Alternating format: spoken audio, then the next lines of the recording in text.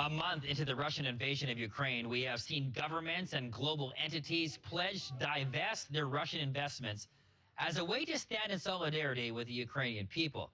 It also has many people want to take a closer look at their own investment portfolios. Joining us now to talk more about this is Peter Schucki with Everything Financial. Good morning, Peter. Good morning, Jason. Great to see you today. Great to see you. So several weeks ago, we learned that BC's public sector fund was divesting from Russian companies. Have we seen this as a general trend? We have seen it as a general trend, but some companies, the amount they had in Russia, we're talking 0.03%, like maybe they own one or two companies in Russia. And if those weren't divested in time, then with a lot of stuff being basically frozen in Russia, there's not much they can do about it now, but maybe this is something you want to look at for the future when the time comes that you can look at it. Could you do anything about where your investments go? What kind of power do people have?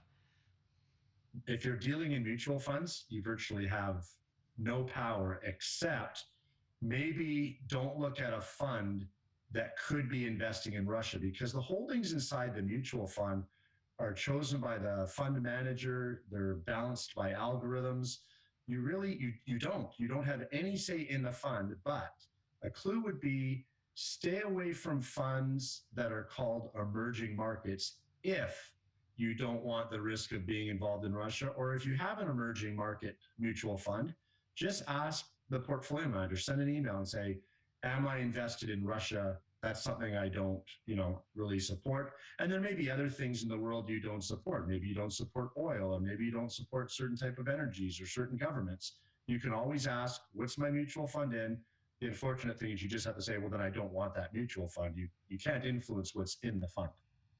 I'm sure it's daunting to try to figure out exactly where your money is going towards, especially if you have multiple investments. What category are these investments under? Those are the emerging market funds, but what you can do is look at the independent fiduciary portfolio managers, because with them, unlike mutual funds, you can have a say where your money goes and what you're invested in. You can say, geez, I don't want that, or that company, XYZ. And they can go, okay, well, carve those out of your portfolio, because they're much more customized and they're much more individual versus a mutual fund. So it gives you a little bit more control and a little bit more say in what you're doing. But again, the emerging markets are the one you would look to say, I don't want Russia. And that's a clue anyways that they may be in Russia, because that is an emerging market economy. All right, so that is the red flag, emerging markets. So, Peter, how can you eliminate these type of investments now or from happening in the future? Well, if you're in them now, you have to really wait until the trading isn't frozen. But in the future, as I said, look at the portfolio managers, the independent portfolio managers, who, not all of them, but with a lot of them, you can actually say, we don't want that company, or that country, or that country.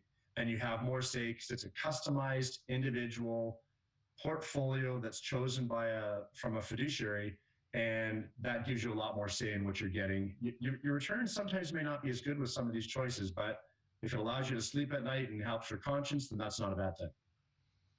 Peter, thank you for taking us through that. Can be complicated, but thank you for simplifying it for us. All right, thanks, Jason. Have a great day. All right, we'll see you next week.